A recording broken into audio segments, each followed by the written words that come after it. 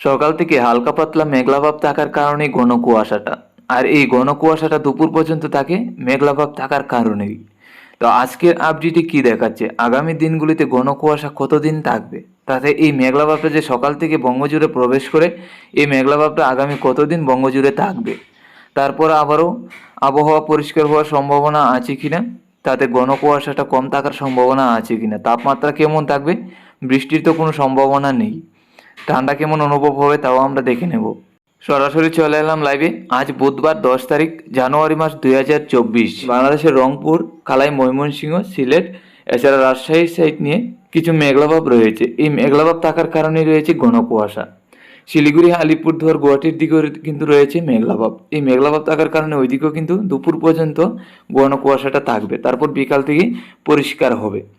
তো আগামীকাল সকালের দিকে যদি যাই তাহলে কিন্তু আগামীকাল সকালের দিকে তেমন বেশি একটা মেঘলাভাব থাকবে না, যার কারণে ঘন কুয়াশাটাও বেশি সময় থাকবে না। তবে কিছু কিছু জেলায় বেলা পর্যন্ত ঘন কুয়াশা থাকার সম্ভাবনা। রংপুর, বাংলাদেশের সিলেট এছাড়া আসামের শিলচর, শিলিগুড়ি, আলিপুরদুয়ার, গুয়াহাটির দিকে। তো আমাদের ত্রিপুরা রাজ্যে তেমন কিন্তু মেঘলাভাব থাকছে না, যার কারণে কিন্তু এই দুপুর পর্যন্ত তোমার ঘন কুয়াশাটা থাকার সম্ভাবনা থাকছে না। তো আগামী দিনগুলিতে যদি আমরা নজর রাখি তাহলে 12 তারিখের মধ্যে এই মেঘলাভাবটা কমবে সকালের দিকে, যার কারণে ঘন কুয়াশাটাও কিন্তু কমবে। 12 তারিখ থেকে কিন্তু ঘন কুয়াশাটা অনেক কমবে। আমরা 13 তারিখের মধ্যে লক্ষ্য করতে পেরেছি আবারও কিছু মেঘলাভাব থাকবে। তো 13 তারিখ থেকে আবারও ঘন কুয়াশাটা দুপুর পর্যন্ত থাকার সম্ভাবনা থাকতে পারে। 14 তারিখের মধ্যে যদি দেখি 14 তারিখের মধ্যে আবারও এই মেঘলাভাবটা বাড়বে।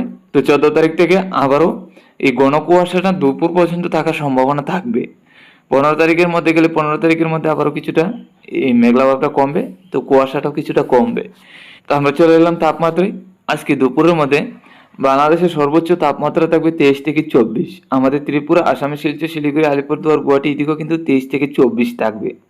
তো আজকে দুপুরে কিন্তু সূর্যের আলো তেমন বেশি একটা থাকবে না, মোটামুটি থাকবে, যার কারণে 23 থেকে 24 সর্বোচ্চ তাপমাত্রা থাকবে। আর রাত্রির মধ্যে গেলে আজকে 14 থেকে 15 বাংলাদেশে। বাংলাদেশে কিন্তু মোটামুটি অনেকটা ঠান্ডা থাকবে। শুধু বাংলাদেশের চট্টগ্রামের দিকে 17 ডিগ্রি তাপমাত্রা, ওই দিকে কিন্তু ঠান্ডা বেশি একটা থাকবে না, হালকা পাতলা ঠান্ডা থাকবে। আসামে শিলচর, শিলিগুড়ি, আলিপুরদুয়ার, গুয়াহাটি এদিকে 14 থেকে 15, তো ওই দিকে কিন্তু অনেকটা ঠান্ডা থাকবে। আর আমাদের ত্রিপুরা রাজ্যে যদি লক্ষ্য করি আজকে রাত্রির মধ্যে, তাতে আমাদের ত্রিপুরা রাজ্যে থাকবে 15 থেকে 16, হালকা পাতলা ঠান্ডা থাকবে। আগামীকাল সকালের দিকে আমাদের ত্রিপুরা রাজ্যে থাকবে 12 থেকে 13, অনেকটাই ঠান্ডা বাড়তে চলেছে আগামীকাল সকালে, তাতে কিন্তু অনেকটাই ঠান্ডা অনুভব হবে আমাদের ত্রিপুরায়।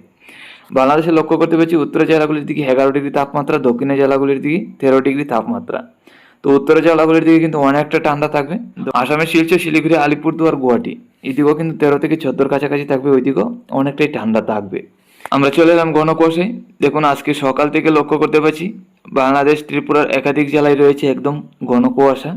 আবহাওয়া কোনো রকমভাবে পরিষ্কার হচ্ছে না, একদম ঘন কুয়াশা রয়েছে। আজকে সন্ধ্যা রাত্রির মধ্যে তেমন একটা ঘন কুয়াশা থাকবে না, হালকা পাতলা কুয়াশা থাকবে। আগামীকাল সকালের দিকে আমাদের ত্রিপুরা, আসামের শিলচর, শিলিগুড়ি, আলিপুরদুয়ার, গুয়াহাটি এদিকে একদম ঘন কুয়াশা। বাংলাদেশের সিলেট এবং চট্টগ্রামের দিকে থাকবে একদম ঘন কুয়াশা। এছাড়া বাকি জেলাগুলির মধ্যে হালকা পাতলা মোটামুটি কুয়াশা থাকবে।